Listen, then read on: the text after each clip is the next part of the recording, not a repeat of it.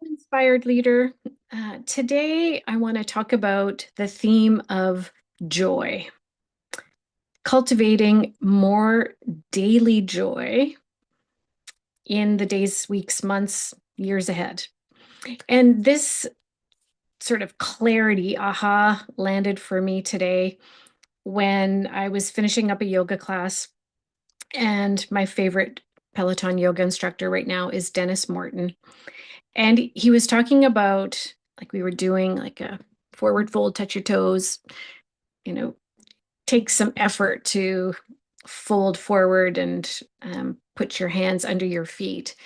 And so he kind of called that out. Like, how many of you are efforting and pushing yourselves in this pose right now? Remember, yoga is meant to be, relaxing and opening and expansive for your body. If you're pushing too hard, you're missing the point. And then he went on to say, we've got one body, we've got one life, let's enjoy it. And I think for me, that just felt like this really powerful analogy for my business right now. And maybe for you in your work or your business. Are you efforting? Are you pushing? Are you trying to, you know, create something that doesn't really want to show up yet for you?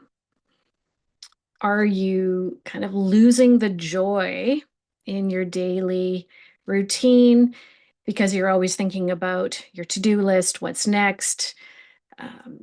Yeah, grinding, hustling, efforting kind of energy. And in this time of total upside down reordering of the world and a lot of disappointment in what we see in leadership, I think this is what we can do right now. In a time that feels very hopeless and helpless, we can activate more joy and make joy a priority every day. And so that's what I've been thinking about today is that, and recognizing, oh yeah, I need more joy.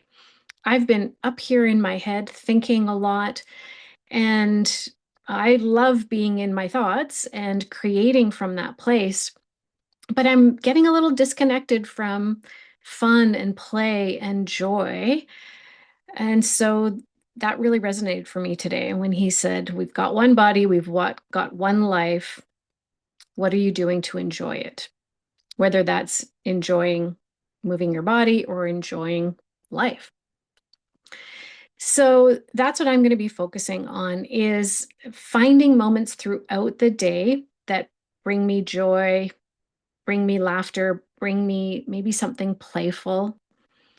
And I'm going to use that as kind of a brain hack. So here's for those of you that might be thinking, I don't have time for joy, Diane. I've got a lot of shit to get done. And stuff is serious right now. No time for joy. Well, actually, when we cultivate joy or happiness or play, it releases some neurotransmitters in our body, oxytocin being one of them, which literally travels through our system and heads up to the brain. And that opens up the prefrontal cortex. Emotions like joy, play, laughter, connection, appreciation, gratitude, anything in that emotional range is going to release oxytocin, which travels through your system and opens up the prefrontal cortex.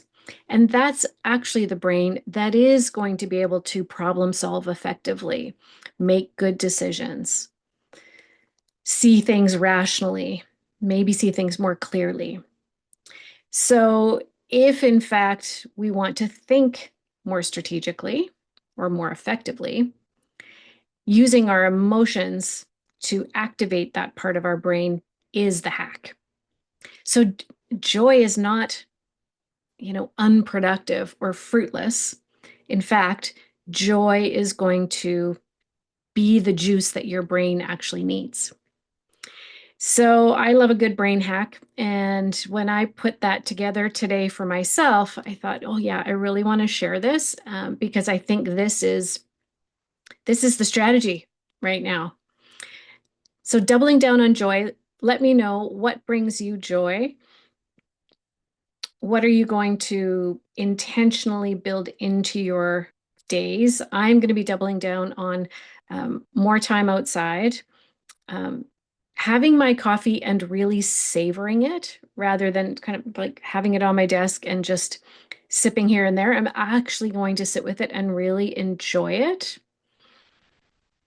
I'm also going to move my body more. And what I've actually been enjoying lately is getting back in the pool and swimming. And it's been really good for my really tight neck.